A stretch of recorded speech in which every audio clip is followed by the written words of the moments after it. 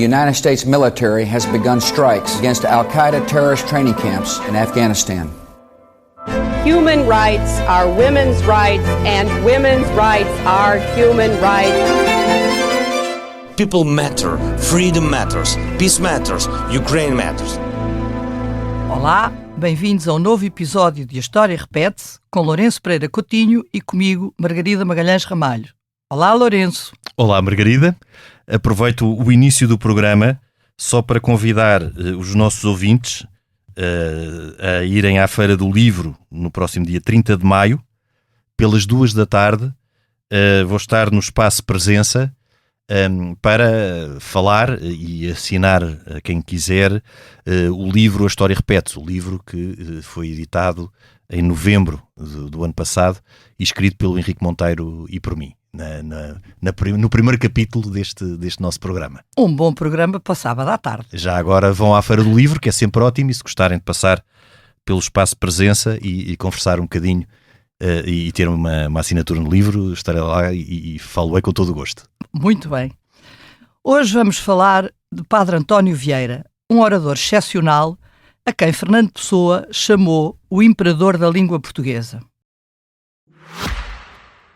O Expresso apresenta o Podfest, pela primeira vez no Porto.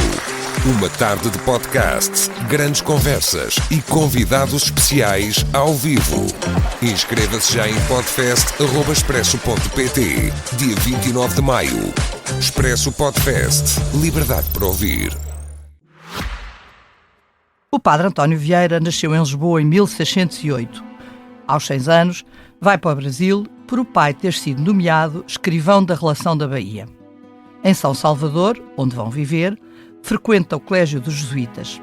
Aos 15 anos, e contra a vontade dos pais, ingressa como noviço na Companhia de Jesus. 3 anos mais tarde, e a par de já catequizar índios, começa a dar aulas de retórica na cidade de Olinda e mais tarde de teologia. Em 1633, 2 anos antes de ser ordenado sacerdote, profere um notável conjunto de pregações que ficaram conhecidas como o Sermão do Rosário. Pela primeira vez, assume a defesa dos escravizados que trabalham nos engenhos de açúcar, tema a que voltará inúmeras vezes. E cito: "No engenho, sois os imitadores de Cristo crucificado, porque padeceis de modo muito semelhante ao que o mesmo Senhor padeceu na sua cruz. Cristo despido e vós despidos. Cristo sem comer e vós famintos. Cristo em tudo maltratado e vós maltratados em tudo. Eles mandam e vós servis. Eles dormem e vós velais. Eles descansam e vós trabalhais. Eles gozam do fruto do vosso trabalho e o que vós colheis dele é um trabalho sobre o outro. Não há trabalhos mais doces do que da vossa oficina, mas toda essa doçura para quem é?"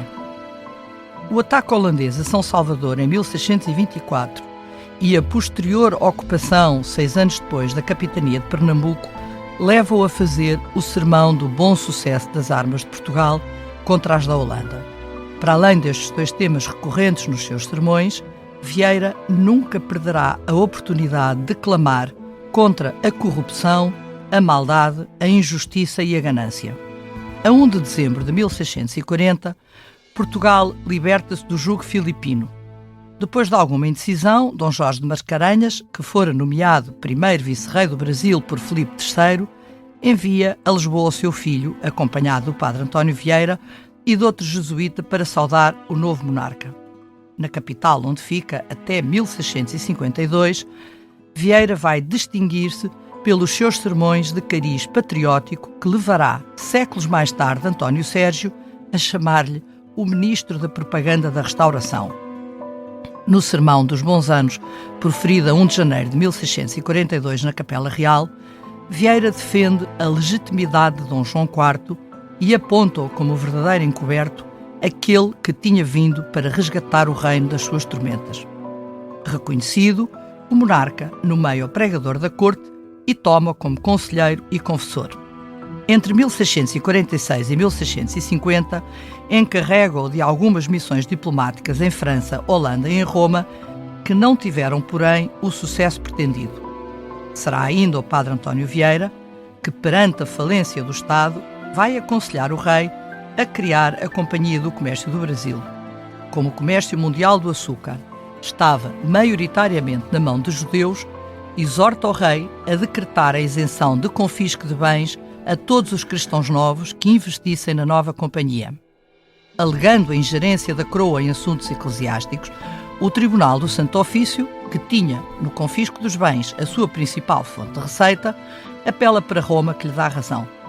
O monarca, porém, não desiste e a batalha entre o poder real e o inquisidor mor vai prolongar-se por alguns anos, fragilizando a Companhia do Comércio do Brasil e a posição do próprio padre António Vieira, que só não é expulso dos jesuítas por intervenção do monarca. Regressa então ao Brasil, dedicando-se à evangelização dos índios de Grão-Pará e Maranhão e entrando em conflito com os colonos brancos que não aceitam esta situação. Em resposta, Vieira profere em São Luís de Maranhão, em 1654, o seu mais famoso discurso, o Sermão de Santo António aos Peixes, uma crítica feroz e irónica ao comportamento das populações brancas que não o querem ouvir falar mais da libertação dos índios. E cito: "Olhai peixes lá do mar para a terra. Não é isso que vos digo. Vós virais os olhos para os matos e para o sertão? Não, para cá, para a cidade é que a vejo de olhar. Cuidais que só os tapuías se comem uns aos outros? Muito maior açougue é o de cá, muito mais se comem os brancos.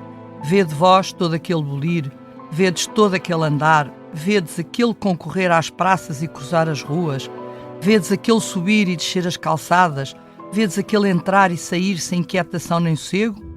Pois tudo aquilo é andarem buscando os homens como hão de comer e como se hão de comer." Dias depois, Vieira regressa a Lisboa para obter do rei algum apoio.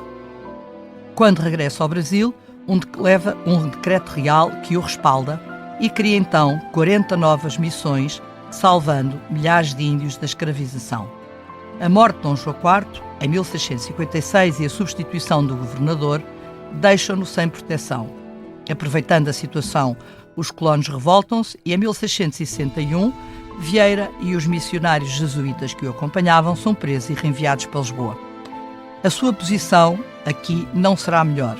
Acusado de defender os cristãos novos e de heresias pelas suas ideias messiânicas do Quinto Império, é preso pela Inquisição em 1665 e condenado ao silêncio.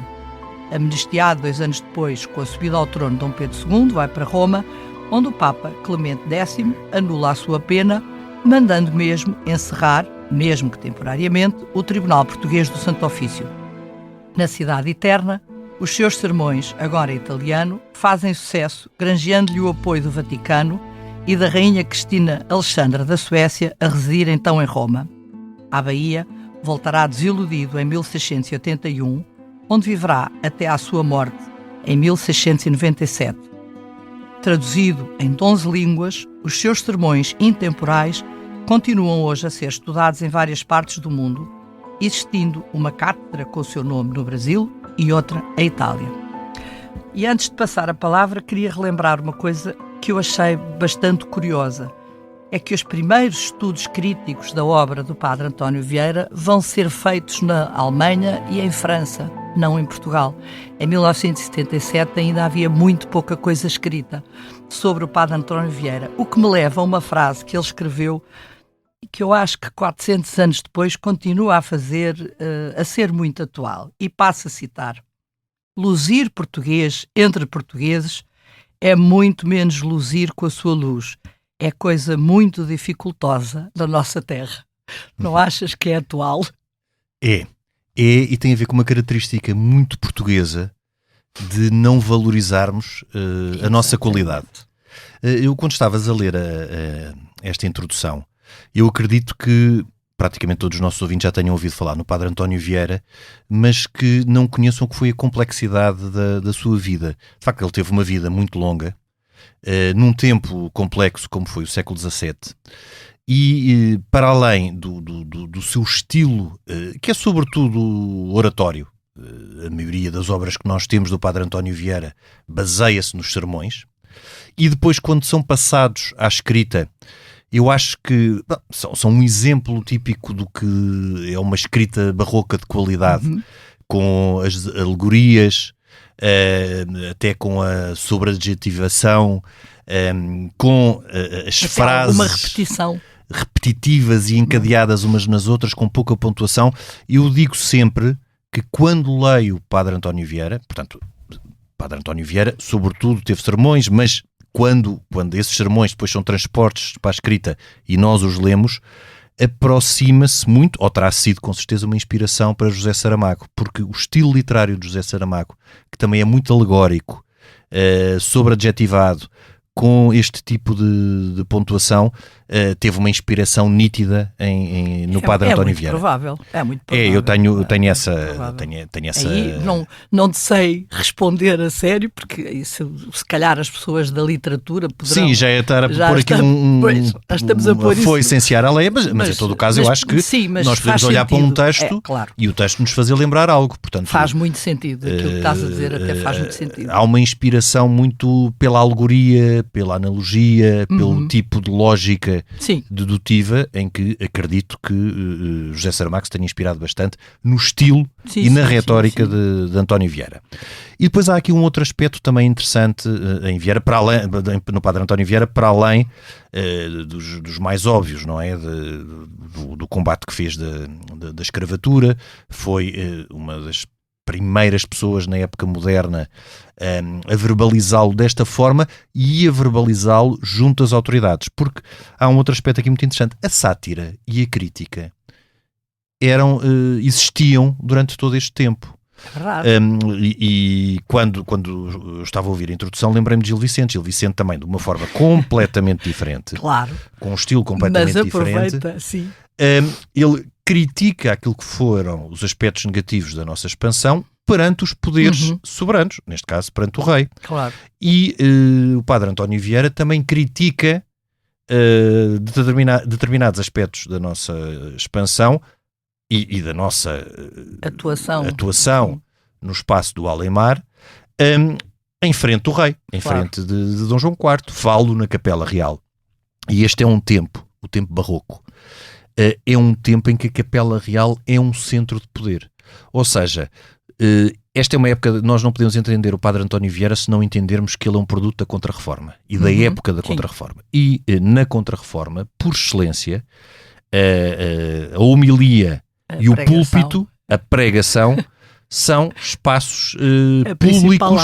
A principal arma para a palavra. Claro. Ainda mais na Capela Real. O que é que significa pregar na Capela Real? Quando o Padre António Vieira esteve em Lisboa e pregou na Capela Real. Significa pregar perante o rei e a corte. E ser-se desassombrado nesse momento. E esse desassombro ser transposto... Que nunca atinge o rei, antes pelo contrário. Ele é muito inteligente. Também podemos depois ir lá ao que é a forma como ele contorna e leva a sua avante. Sim. Esse desassombro com que ele critica determinados aspectos, não só da nossa sociedade, como da forma como nos governamos, é muito corajoso. O Padre António Vieira, que fica como uma primeira nota, foi alguém bastante corajoso, bastante desassombrado, que teve a capacidade de passar de um lado para o outro do Atlântico durante dezenas de vezes. Pelo menos 35 vezes. O que é absolutamente inacreditável. Aquele homem ele próprio diz, a certa altura, que fez pelo menos 35 viagens. O que é absolutamente extraordinário. Numa altura em que se ia uma vez e em que se voltava já não era outra mau. E já não era mau. Ele é um constante vai e vem, é um constante correio entre Lisboa e o Brasil. O Brasil que estava a afirmar-se na altura como a joia da coroa portuguesa. E há aqui um outro aspecto interessante, e assim como primeiras notas introdutórias, é que eu não tenho essa visão, e noutros episódios também já o falei, uma abordagem tão catastrofista do que for o tempo da monarquia dual. Não a tenho. Porque, sobretudo, com Filipe II. Nesta altura, estamos perfeitamente de acordo. Nesta altura já é diferente. Filipe II de Espanha. Filipe II de Espanha, primeiro de Portugal. Sim, nós quando falamos em Filipe II é sempre por... Perfeitamente de acordo. Agora, há um aspecto importante, é que O Marquês de Montalvão, quando vem em 1641, a embaixada, que era vice-rei, nomeada ainda por Filipe... Aparentemente o primeiro vice-rei do Brasil. Até aí parece que nunca tinha havido uma designação de vice-rei para o Brasil. Pois é provável. Para o Estado da Índia existia, mas o Brasil na altura estava dividido em capitanias. Provavelmente tinha a ver com a questão dos holandeses. Sim, e porque o Estado da Índia estava constituído num Estado, foi constituído num Estado logo desde 1505, do regimento de Dom Manuel de 1505, e o Brasil ainda estava no processo de transição entre a divisão por capitanias. Claro. E a figura do vice-rei é algo muito próprio da monarquia hispânica, que tinha vice-reis em Milão, vice-reis na Flandres, pronto. E é provável, não sei se o Marquês de Montalvão foi verdadeiramente o primeiro vice-rei, mas tanto pelo menos a dizer... Foi informação que recolheste. É não muito é provável. da cidade, portanto, estou escudada. Mas sobretudo o facto de ser um português e do Brasil ter aderido imediatamente a Dom João IV mostra como também a monarquia hispânica tratava o reino de Portugal, em que os assuntos do Brasil ficaram sempre ao cuidado de portugueses. O Marquês de Montalvão era português. Eu sei. Embora, atenção, que ele não aceita imediatamente. Ele fica ali numa certa indefinição se há de reconhecer ou não Dom João IV, o que vai fazer com que ele seja depois substituído sim. pouco tempo depois. Mas em todo caso, veio. Mandou e não se rebelou. Não disse sim. Não. Aqui, por exemplo, como aconteceu em Ceuta. Claro. E em Ceuta, os governadores de Ceuta eram os condes de Vila Real, marqueses de Vila Real, depois duques de Vila Real, feito já por Filipe II, que eram portugueses também, eram os menezes. Aliás, quando há separação, há gente que se calhar não está de acordo, não é? Sim. Portanto, vai viver depois para a Espanha. A alta nobreza portuguesa, quando nós falamos em alta nobreza, estou a falar dos outros duques, Sim. tanto os duques de Aveiro como os de Vila Real. Existiam 3 duques no reino de Portugal no dia 1 de dezembro de 1640. O Duque de Bragança, o Duque de Aveiro e o Duque de Vila Real. E justamente os Duques de Vila Real e o Duque de Aveiro, o Duque de Vila Real e o Duque de Aveiro, mantêm-se fiéis a Filipe IV exatamente para não passarem a ser vassalos de alguém que um dia antes era-lhe igual. Claro que o Ducado de Bragança tinha um estatuto diferente, mas a Casa de Vila Real e a Casa de Aveiro também o tinham. Um grande estatuto. A Casa de Aveiro descendia de Dom João II por linha varonil, na altura já não por linha varonil, porque a Casa de Aveiro andou sempre ali, mas portanto representava Dom João II e aí também era uma casa muito importante. Mas esta nota é importante. O Brasil, na altura, estava entregue a portugueses em 1640 e esse é um dos motivos porque vem uma embaixada a Lisboa para, no fundo, perceber o que é que se passava, onde António Vieira também está integrado, claro. e passa logo e cai logo nas boas graças de Dom João IV. E depois daquele sermão que ele faz logo na Capela Real, em que ele, de alguma maneira, legitima toda a forma e de toda a maneira, não só a legitimidade da Casa de Bragança como do próprio Dom João IV, ele só podia mesmo era ficar amigo dele, digo eu. Claro, porque depois, quando o Padre António Vieira chega a Portugal, ele muda um bocadinho ou ajusta o seu discurso àquilo que é uma nova realidade de que ele se apercebe e que não teria tanta consciência no Brasil, sim, é natural. Que é a existência do pensamento cristão novo e da influência, claro, dos cristãos novos. Ou seja, no Brasil, o Padre António Vieira toma contacto com a realidade da escravatura a partir de 1624, quando, por um ataque holandês à Bahia, um dos primeiros ataques holandeses, depois haverá outro em 1638, mas em 1624 esse ataque provoca a fuga dos portugueses para o interior e, portanto, é quando ele toma contacto com os engenhos de açúcar e com as condições absolutamente inacreditáveis com que os escravos trabalhavam nos engenhos de açúcar. E ele, muito novo ainda na altura, tem uma noção clara. Ou seja, o Brasil...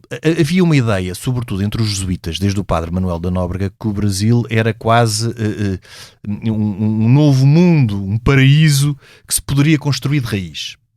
E essa era uma ideia muito dos jesuítas, com os índios, mas a economia do Brasil estava completamente alicerçada na altura na cultura do açúcar. E numa época pré-vapor, não é? Que só existe a partir do século XIX, estes engenhos só funcionaria com mão de obra humana. Claro. E mão de obra humana que, infelizmente, obviamente, foi de escravos. Dentro do coisa da época, era completamente de escravatura. Obviamente. Portanto, o padre António Vieira também, na sua argumentação, parte desta ideia muito prática, ou seja, eu não posso atacar frontalmente a escravatura em si, mas posso arranjar aqui uma forma de o contornar. Sim. E de alguma forma que as pessoas melhorem as condições. Melhorando as condições, não atacando a prática, sim, mas exortando os donos de engenho a tratarem com consideração os escravos, porque também eram filhos de Deus, e pegando em algo que era muito típico da Contra-Reforma, do pensamento contra-reformista, que é a ideia também de purgatório. Portanto, ele arranja para ele justificar, por um lado, indo muito àquele pensamento da escola até ibérica, de pensamento cristão, de que todos, e não só ibérica, como alargada a todo o mundo cristão, de que todos somos filhos de Deus, como justificar que aqueles filhos de Deus sofram aquelas provações? Exatamente pela existência da noção de purgatório. Tal como, e como tu citaste no início, no Sermão do Rosário, que é sobretudo para as irmandades de africanos que estão no Brasil, as irmandades do Rosário, ele dá-lhes um sinal de esperança, mas não um sinal de esperança nesta vida. É vocês aguentem, porque têm alma. Porque têm alma. E de alguma maneira, mas é engraçado, porque ele vai sempre aproveitando para mandar os seus recados aos colonos brancos. Isso aí, sem dúvida, não há qualquer dúvida. E, sobretudo, diz coisas de uma força, quando ele, de alguma maneira, ainda no Maranhão, não necessariamente, não sei se é no sermão de Santo António aos Peixes, agora já não me lembro, mas num dos muitos sermões, em que ele diz: se nós torcêssemos, mais ou menos isto, se torcêssemos as vossas capas, o que saía era sangue. Portanto, há uma atitude verdadeira. Quem é que vai ouvir os sermões? São, de facto, obviamente, as pessoas, os colonos brancos. Exato. Não são propriamente os donos de engenho. Ora, nem mais. E isso começa a criar um mal-estar, de facto, brutal.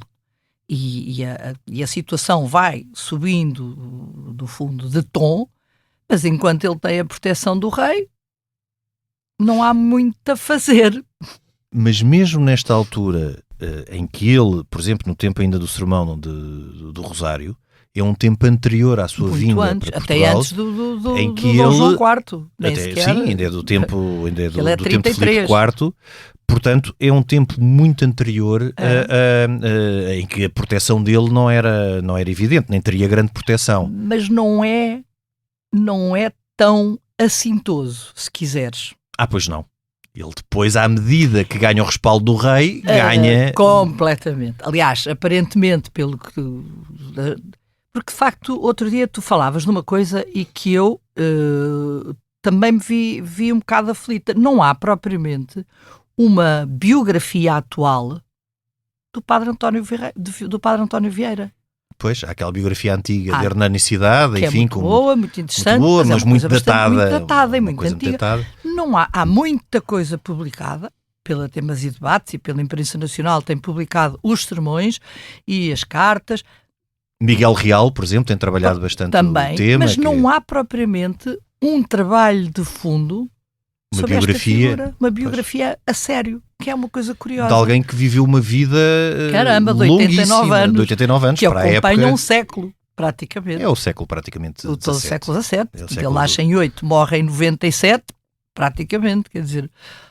E depois, quando de facto é verdade, e está por fazer esse trabalho, apesar de existirem bons trabalhos sobre o Padre António Vieira, eu destaco estes de Miguel Real, que não são propriamente trabalhos históricos, são trabalhos mais na área da filosofia e da literatura e do seu pensamento, mas são interessantíssimos, claro. Portanto eu destaco-os por isso. Há de facto esta biografia da Hernani Cidade, poderá haver outros e outros trabalhos, e se eles existirem eu peço desculpa há mais coisas. Não, há muito mais coisas, há muito mais coisas, mas estou a falar de uma biografia de fundo a existir, e escapou-nos, e daremos com certeza a mão à palmatória se nos fizerem chegar essa, mas que eu tenho conhecimento também não existe. E o que temos é muito estes trabalhos sobre os sermões, e os sermões também vão evoluindo. E vão evoluindo desde este primeiro contacto, porque o pensamento dele também vai evoluindo à medida que ele vai tomando contacto com novas realidades. Claro. Primeiro são os escravos africanos, e ele teoriza sobre a escravatura e inclusive sobre a forma como lidar com os escravos africanos. Inclusive até olhando para aquela realidade que existia no Brasil, que é uma maior tolerância, obviamente, entre aspas, face aos índios do que face aos africanos, porque isto por uma questão muito prosaica e muito prática. É porque os colonos aperceberam-se que os índios, ao serem escravizados, não davam o rendimento que davam os africanos. E morriam muito mais, eram menos resistentes. Não tinham essa resistência, portanto começa a haver uma procura incessante de escravos africanos. E depois há uma argumentação que nós temos que perceber, isso também à luz da época, porque depois também se pode criticar o Padre António Vieira. Ele no fundo ficou aqui a meio caminho e acabou por não ser absolutamente desassombrado. É um homem do século XVII, caramba, não podemos olhá-lo com os nossos olhos. Com os nossos olhos. No século XVII ele foi profundamente desassombrado. Exatamente. E profundamente corajoso. Foi muito corajoso mesmo, porque ele vai enfrentar as três piores coisas, que era a questão da escravidão e o Tribunal de Santo Ofício e as perseguições aos judeus. Portanto, logo ali ele já está, fora a ganância, fora tudo isso que ele está permanentemente... Ele é um colecionador de inimigos. É verdade. Sem dúvida é um colecionador de inimigos. Mas quando nós olhamos sem este enquadramento e mais uma vez reforçando que é preciso entender o Padre António Vieira como um homem do tempo barroco, como um homem da Contra-Reforma, se nós não o situarmos na época, nós não vamos conseguir interpretar corretamente o pensamento dele. É claro que para os dias de hoje nós termos uma justificação de que a escravatura de muitos africanos era algo legítimo, porque eles já tinham sido capturados no interior da África, num contexto de guerra justa, e, portanto, capturados no interior da África por outros africanos. E depois, quando chegam à costa e são comprados pelos negreiros portugueses, pelos negociantes e traficantes, portanto, já no fundo estão a comprar prisioneiros de guerra. E é a forma como acaba por se justificar a possibilidade e ilibar este tráfico sob o ponto de vista moral. É claro que isto, para alguém do século XXI, não faz qualquer sentido. Agora, mais uma vez, é preciso situá-lo no contexto do século XVII, e no século XVII, dizer-se frontalmente aos colonos de que os seus escravos tinham alma e de que deveriam ser bem tratados, os colonos só os tratariam bem por uma questão de rentabilidade, não por uma questão de humanismo. Mas, Lourenço, mas isso é que é dramático, mas isso sempre foi a escravidão em qualquer a forma como a questão dos escravizados, como hoje em dia se diz, quer seja em territórios portugueses, como ingleses, como onde seja, o problema, enquanto há tráfico e, portanto, enquanto as pessoas podem substituir esta mão de obra, é quase como uma peça. Eles não estão muito preocupados se eles são bem tratados, porque isso também já nem sequer lhes preocupa. É uma ótica utilitarista. É uma ótica completamente. E isso é que é dramático. Claro que, provavelmente e porventura, poderá ter havido exceções, mas a regra não era essa. Para eles, mesmo que eles fossem batizados, porque o eram, teoricamente, todos os africanos e depois os índios teriam que ser necessariamente batizados. Portanto, não era uma questão de não serem cristãos, mas o problema é que eles têm, de facto, uma posição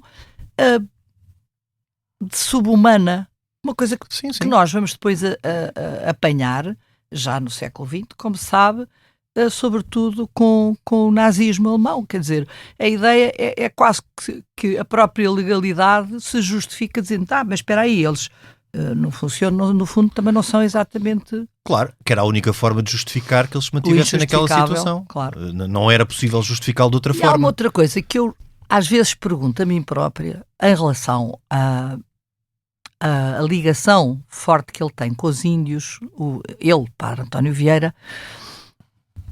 Eu tive há muitos anos no Nordeste do Brasil e tive numa zona, corri praticamente todo o Nordeste, numa altura em que ninguém ia para o Nordeste e que aquilo era de facto um paraíso.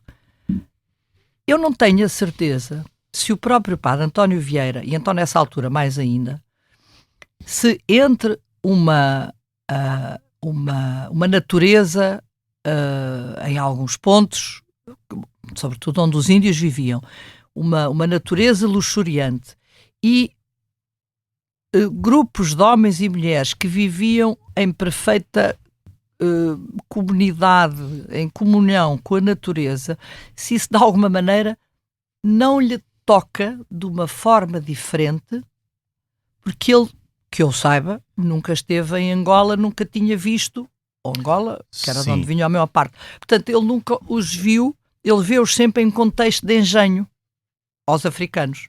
Eu acho que... Enquanto que os índios ele vê-os nos seus contextos na floresta. Sim, é provável, mas acho que há aqui também outro ponto determinante. E mais uma vez, não querendo entrar, não querendo nem conseguindo entrar no que era a cabeça do Padre claro. António Vieira e do seu pensamento muito complexo, a única coisa que nós podemos aqui é evidente, é de ser considerações. É de ser considerações, claro. Suposições, e pronto, e vou tecer então uma suposição em relação a isso. A fase do interesse pelos índios já é posterior à sua vinda a Portugal. Claro. E o que é que isto significa? Quando o Padre António Vieira vem para Portugal, ele, com o contacto com as comunidades cristãs novas, ele começa a desenvolver uma ideia que eu diria que se o Padre António Vieira era providencialista antes de vir para Lisboa, em 1641, torna-se messiânico a partir de então. Ou seja, há uma tradição, de facto, dos jesuítas e dos religiosos que vão para o Novo Mundo de encararem aquele Novo Mundo como uma terra prometida. E de verem os seus habitantes como alguém inocente que vive numa terra prometida. Depois, a partir daí, quando o Padre António Vieira vem para Portugal em 1641, ou regressa, porque ele viveu cá em criança, em Portugal em criança, aos 6 anos. Quando ele regressa, ele começa a desenvolver essa ideia messiânica que está assente em algo que ele depois desenvolverá no Quinto Império, que é a ideia do povo escolhido. Que no fundo é uma ideia de matriz judaica, não é? A ideia do povo escolhido, em lugar de serem os judeus, passam a ser o Quinto Império, no fundo, acaba por ter muito de messiânico, daí depois o Padre António Vieira se vira bastante vai ter problemas com a Inquisição. E, portanto, eu posso fazer aqui uma suposição, que vale o que vale, que é quando ele regressa ao Brasil, ele não só volta com a ideia de que os portugueses serão o povo escolhido, como também poderá ter olhado para os índios pensando que eles eram um povo especial por terem vivido e nascido e vivido abençoados naquela terra que estava muito próxima do paraíso. Sim. Porque há variadíssimos sermões do Padre António Vieira em que o Padre António Vieira fala da África como um sítio de fogo, em que há doenças e, portanto, quem suporta esse fogo e essas doenças está apto a tudo e a trabalhar nos engenhos. E depois também por um certo pragmatismo, porque no meio disto tudo, apesar do Padre António Vieira ser desassombrado e ter ideias heterodoxas, e cá para nós, que ninguém nos ouve, algo excêntricas até para a época. Quando eu falo algo excêntricas, obviamente, não estou a falar da defesa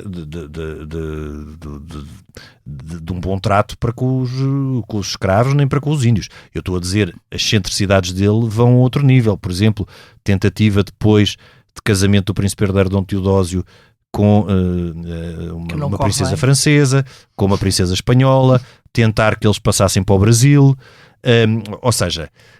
Mas sempre com a ideia de que Portugal de dar a Portugal a possibilidade também de se erguer. Sim. Também não se pode esquecer de Portugal.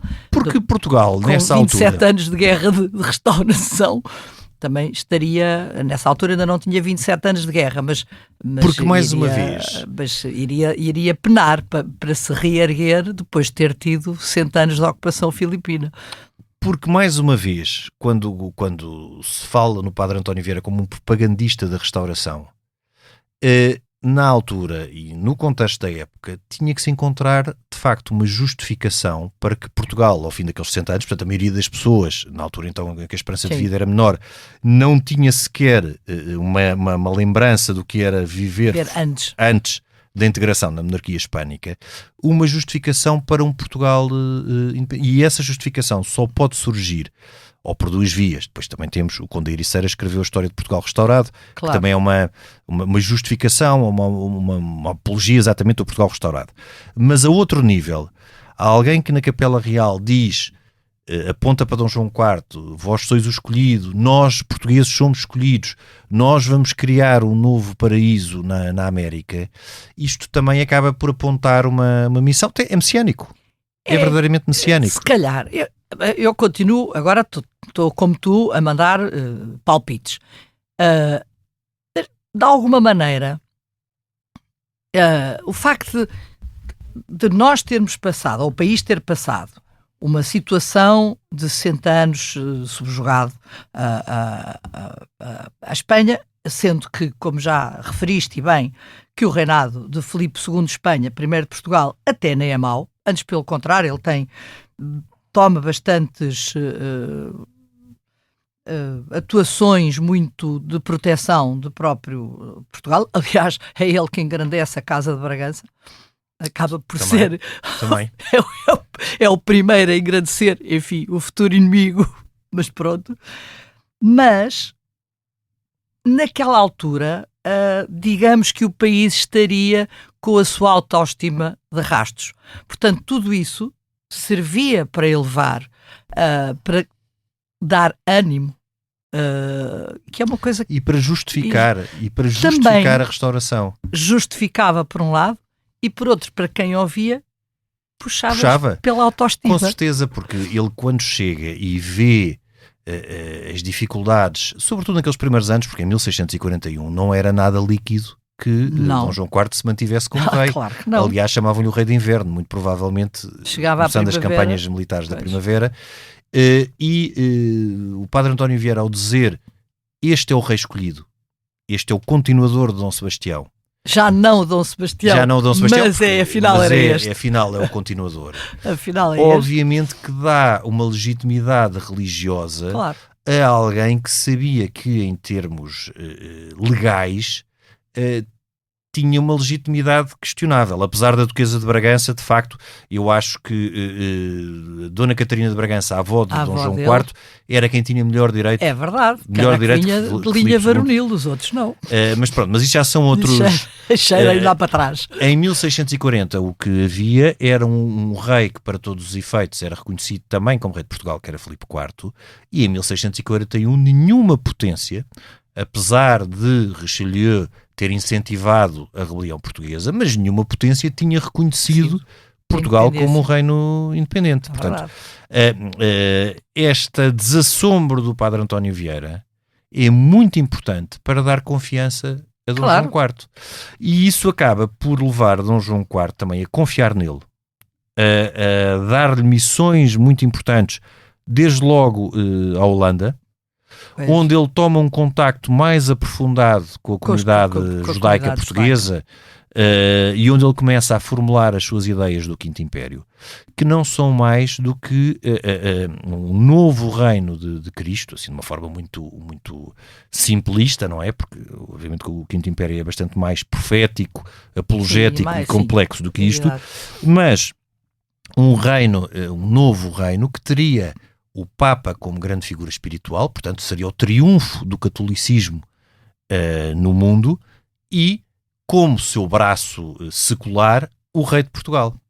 Portanto, isto é também, digamos que Também não. tem ali uns ingredientes e umas pontinhas de megalomania que o Padre António Vieira, sendo esta figura complexa, é interessante também analisá-lo, porque no meio do seu desassombro há ali também muita excentricidade e alguma megalomania. Ele, de alguma forma, estava a tentar resgatar, se calhar, o papel que Dom Manuel eventualmente teria tido na sua época. Sim. Sendo o maior rei da Sim, de um cristandade. regresso. Pronto, era um bocadinho um regresso àquilo que deveria ter sido. E sonhar não custa, não é? Sonhar não custa e pronto, e de facto... Agora, o problema do Padre António Vieira foi... foi ter a Inquisição pela frente. Foi, mas ele teve a Inquisição pela frente porque ele, apesar de ser um padre jesuíta, era um heterodoxo. Não, e sobretudo ele vai, em alguns dos seus sermões e das suas exortações a Dom João IV, vai fazer compreender o rei de que há uma situação complicada que é a questão financeira do país, que estava de facto em muito mau estado, e a única maneira, a única forma de reverter a situação era trazer para o lado da coroa, se quiseres, os cristãos novos, que apesar de tudo eram as pessoas ligadas ao comércio por um lado e com mais cabedais, e que estavam ligados às redes internacionais, nomeadamente à que controlava o comércio do açúcar mundial. Claro. E daí ele propor a Dom João VI a Dom João IV, Dom João VI foi semana Sim, passada, a Dom João IV a criação de uma companhia geral do Brasil, com capitais... Nos moldes holandeses. Portanto, ele inspirou-se muito na Holanda. Portanto, é um padre católico que cresce sem Inquisição no Brasil, que tem um pensamento desassombrado e heterodoxo e que, para resolver os problemas prementes que Portugal tinha na década de 1640, propõe soluções ousadas que, tal como lhe provocaram a animosidade dos senhores de engenho no Brasil, provocará aqui a animosidade dos cristãos velhos. Portanto, e sobretudo a Inquisição. E da Inquisição, claro. A ideia, no fundo, que o Dom João IV acaba por decretar era, então, quem quiser participar nesta companhia de comércio fica isentado dos seus bens serem confiscados independentemente da condenação que vai ter.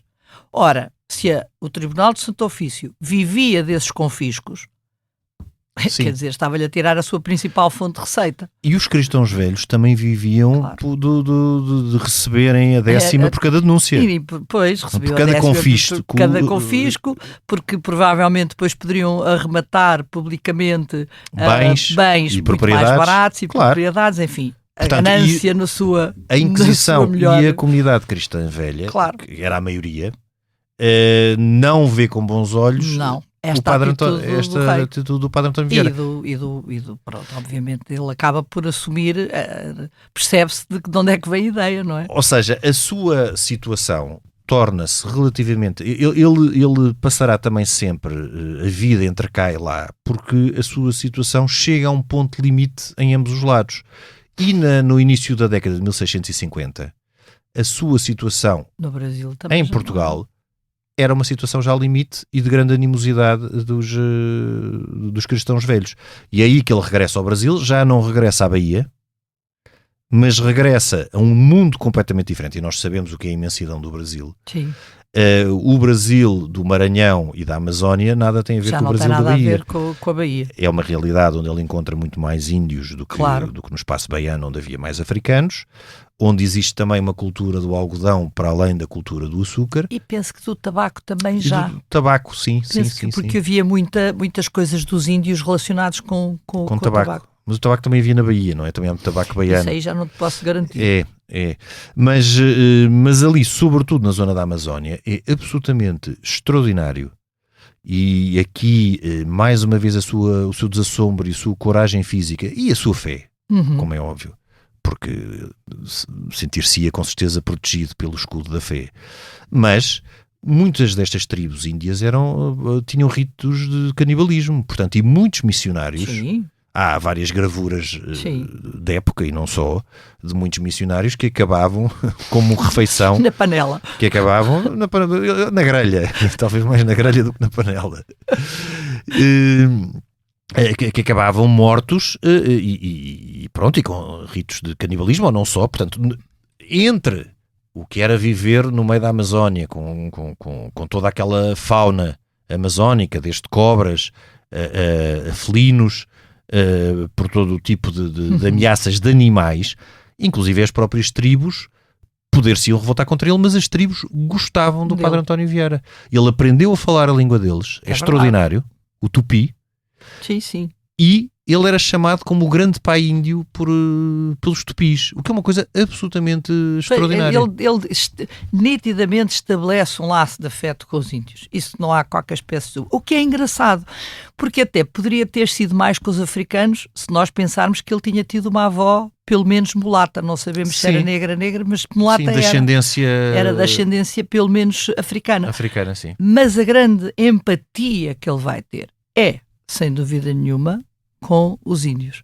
Exato. E não há dúvida nenhuma também que quando ele vem a Lisboa em 54, se não me engano, e traz depois de volta o tal decreto que permitia que os índios cristianizados não fossem transformados em escravos, ele vai quase que triplicar o número de missões.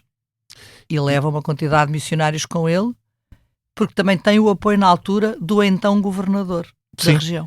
Mas aí o seu foco nos índios, mais uma vez, aqui reside não na sua excentricidade e nas suas ideias algo esotéricas em algumas coisas, mas sim no seu pragmatismo, porque ele tem esta dualidade.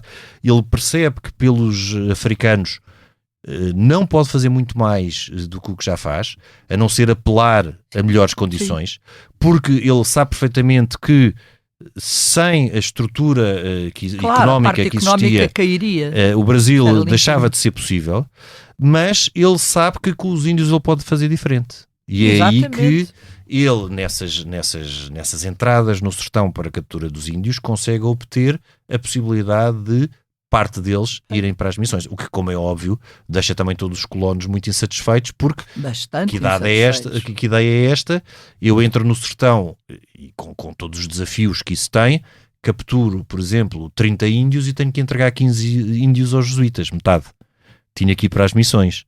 E é nestas missões que as missões que depois se estenderão até ao tempo do Marquês de Pombal, que os jesuítas e o Padre António Vieira evangelizam e trabalham no tal novo mundo que eles desejavam no Brasil. E é isso que lhe valerá uma hostilidade brutal mesmo dos colonos, que o obriga a... Que eu chego a aprender em 61. E antes os colonos arrasam várias missões e o obrigam a voltar para Portugal. E em Portugal... como é óbvio, vai cair na boca do lobo. Ele vai cair na boca do lobo. Tem a Inquisição aqui à espera de o agarrar, porque ele de facto deixa de ter. O rei já tinha morrido e ele. O rei já tinha morrido. E ele já tem. E ele ainda por cima depois toma o partido de Dom Pedro II contra Afonso VI, também não lhe deve ter dado. Uma grande naquele antes da subida do Dom Pedro II ao trono, ele fica ali também, chega a ser, se eu não me engano, mandado para o Porto, uma espécie de desterro para o Porto, porque já era considerado E para além disso, Margarida, ele quando chega, para além de já ter a Inquisição de olho nele, por várias cartas que ele escreve, inclusive ao Bispo do Japão, que era seu amigo, também um jesuíta, em que ele faz revelações já mais ou menos messiânicas. E a carta à Dona Luísa de Gusmão? E a carta à Dona Luísa de Gusmão. Ele faz revelações perturbadoras a Dona Luísa de Gusmão ao anunciar, que o marido ou em sentido figurado ou em sentido real, nós não sabemos qual é que era a sua real intenção, mas o que é certo é que assusta bastante a senhora, que fica bastante perturbada depois de uma entrevista com ele, em que ele lhe assegura que Dom João IV irá ressuscitar. E a isso, juntando a sua profecia de que o ano 1666, que mais uma vez é um ano cabalista, não é? Sim. Tem a ver 666, novamente aqui a cultura judaica interligada, a profetizar que o ano 1666 será o ano da consumação do Quinto Império, trará grande perturbação à Inquisição e não só. Ele passa esse ano de 1666 preso pela Inquisição e de facto o ano passa sem que nada verdadeiramente muito especial aconteça. Portanto, enquanto o padre António Vieira tem um processo inquisitorial onde se defende até com bastante denodo e com bastante argúcia, porque ele de facto, em termos de lógica, manejava era muito imbatível, bem, era imbatível, provavelmente. mas pronto, ele percebe que tem que sair de Portugal, já não pode voltar então para o Brasil no final Porque da também década de 60. está queimado no Brasil. Está queimado no Brasil, portanto é quando ele vai para Roma. Claro. E em Roma acaba por ter, para já, e assim de caras, a proteção do Papa Clemente X, que lhe vai anular a pena da Inquisição e que ainda vai fechar a Inquisição temporariamente. Vai suspender a Inquisição durante 5 anos. O que é extraordinário. Ele deve ter sido, para alguém que viveu no sertão durante tanto tempo, estar depois no que era o centro do mundo católico, e não só o centro do mundo católico, porque a Roma seiscentista, a nível artístico, a nível filosófico, era uma coisa absolutamente... Era outro mundo. Outro também. Mundo, Bernini, e todo esse tempo. A Roma barroca é uma Roma que não fica nada a dever à Roma clássica imperial, ou à Roma medieval, ou à Roma do Renascimento. Deve ter sido absolutamente extraordinário. Ele vai ser pregador da Rainha Cristina da Suécia, que se tinha convertido, portanto que era luterana, e que se converte ao catolicismo, e prega com a maior ortodoxia. Ele também não era nenhum parvo, diga-se. E aí, pronto, faz pela vida e consegue, exatamente, cair nas boas graças do Papa e conseguir a suspensão da Inquisição por algum tempo, o que lhe permite regressar a Portugal durante uns tempos. Para grande desilusão dele, o infante Dom Pedro, que era então regente, não lhe presta grande atenção, porque era alguém mais pragmático e não estava muito para estes esoterismos de quintos impérios. Aliás, a sentença da Inquisição proíbe-o de voltar a falar no Quinto Império. Ele proíbe mesmo, acho mesmo que de escrever e de falar. Não havia mais pregações nenhumas. Exato. Nunca sabia o que é que saía dali, não podia haver censura. O que para alguém que fazia da sua vida a pregação, claro, torna-se bastante complicado. Era uma grande pena. Era uma pena violenta. E apesar de tudo, e apesar de a Inquisição o ter proibido de referir-se ao Quinto Império e a estas ideias proféticas, ele passa a chamar, muda também a abordagem e chama o Reino de Cristo Consumado. Sim. Em que vai sucessivamente apontando para novas datas, novos objetivos. Não só novas datas, como novos desejados, novos escolhidos, claro, que depois passa a ser o próprio infante Dom Pedro, depois o seu filho, o futuro Dom João V. Ou seja, esta ideia profética não lhe sai da cabeça. Ele não mudou só porque a sentença da Inquisição disse, claro, proibiu, e ele tentou adaptar-se com ortodoxia, como a ortodoxia que ele usou quando esteve em Roma, conseguiu ali uma maneira, um meio termo que lhe permitiu continuar a pregar, e de facto ele em Roma pregou. Portanto, verdade, foi proibido pela Inquisição, mas ele em Roma pregou.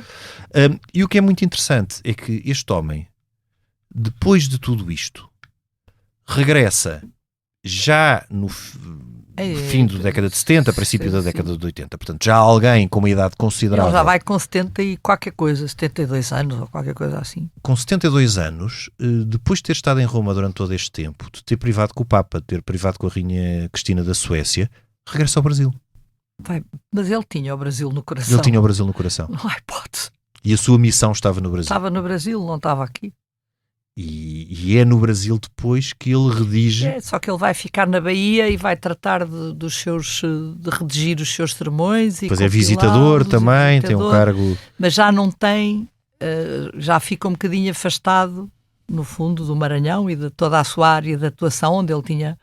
Sim, e onde era persona não grata para os colonos. Portanto, olhando aqui em termos gerais para o que foi a longuíssima vida deste personagem, que nos deixou sermões belíssimos e em termos coisas absolutamente extraordinárias, e o que se quer saber, aquilo que eu lembro-me ter adorado quando andava no liceu, que eu andava em São João, Também aliás, eu depois. Foi um liceu que eu adorei, porque era Eu também. diferente. Eu vinha do Filipe de Lencastre de Lisboa, que era um liceu só de mulheres, maçadoríssimo, e de repente chegava a uma coisa muito mais interessante. Eu também andei no Liceu de São João de Estoril. E não sei se terás apanhado esta extraordinária professora de português, que eu não me lembro do primeiro nome, mas tinha o apelido de Gravata. Não. Que foi uma professora absolutamente fundamental na minha formação e que, em termos de literatura, isto já no então 6º e 7º ano, portanto já no final do liceu, nos dava aulas que nós tocava e ninguém se levantava porque eram absolutamente extraordinárias. E já nessa altura, eu sendo miúda, mas hoje em dia, revisitando alguns sermões do padre António Vieira, aquilo que me surpreende, por um lado, mas também me entristece, é de como tantas características, tantas críticas que ele faz, 400 anos depois, nós podíamos continuar a fazê-las, em várias áreas. Margarida, eu posso dizer que isso entristece-me, mas não me surpreende. Não. Não me surpreende porque eu tenho essa ideia muito arraigada que o ser humano continua basicamente igual. A tecnologia muda, felizmente a sociedade vai criando regras para obrigar as pessoas a mudar, mas a essência do ser humano, a generosidade, a avareza, o egoísmo, a inveja, a coragem, são características. A humanidade, isso pode estar ou a empatia, não estar. São características intrínsecas ao ser humano que não mudam com o tempo nem com as leis. E até porque, se calhar, e aí eu diria que nós, enquanto seres humanos, temos as duas coisas dentro de nós. Sim. Mas também temos a capacidade de optar, e aquilo que me preocupa é que seja menor, às vezes, se calhar é menos mediático, se calhar temos mais noções das coisas más que acontecem do que as coisas boas, porque seguramente que também haverá muita gente que tem o seu lado, chamemos-lhe mais luminoso, mais humano a funcionar, mas assiste-se a coisas e vê-se coisas a acontecer que a pessoa diz, bolas, tantos anos, 400 anos depois, e isto continua a ser atual. Olha, vamos tirar do bom exemplo do padre António Vieira, que foi a sua perseverança e o seu otimismo. Sem dúvida nenhuma, é a única hipótese. A sua perseverança, o seu otimismo e a sua capacidade, a sua coragem para procurar à sua medida, e dentro das suas possibilidades, resolver e se cada um à medida das nossas possibilidades. Aqui já estamos um bocadinho a extravasar e entrar um bocadinho em filosofia mais ou menos barata, mas cada um na medida das suas possibilidades der um contributo cívico, já é alguma coisa. Eu acredito nisso, acredito que muitas vezes em lugar temos que acreditar, valha-me Deus, senão qualquer dia viveríamos todos a comer-nos uns aos outros, como ele António Vieira a certa altura refere. Em lugar de tirarmos sempre responsabilidades para uma entidade mais ou menos abstrata, tipo que resolva, se cada um de nós fizer a nossa parte e der o seu contributo cívico, já é alguma coisa. Já não é nada mau. Já não é nada mau. Margarida, nós até para a semana. Para a semana, Lourenço. Nós voltamos na próxima semana, noutro tempo e noutro espaço. Este episódio conta com a gravação e sonoplastia de Tomás Delfim, capa de Tiago Pereira Santos, coordenação de Joana Beleza e direção de João Vieira Pereira. Eu sou o Lourenço Pereira Coutinho, este é o podcast A História Repete-se. Voltamos na próxima semana, mas até lá, siga-nos nas apps de podcasts e nas redes sociais do Expresso. Se tiver sugestões ou ideias que queira partilhar com a equipa de podcasts, envie um e-mail para podcasts@empresa.pt.